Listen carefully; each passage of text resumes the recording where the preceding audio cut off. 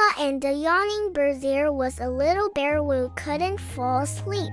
He turned and turned, yawned, and looked at the moon. Then Emma arrived, the little star. She sat beside him and covered him with soft light. She whispered, "Everything is okay. It's time to rest." The bear closed his eyes, hugged his pillow, and smiled. The night became calm, the world grew quiet, and dreams began.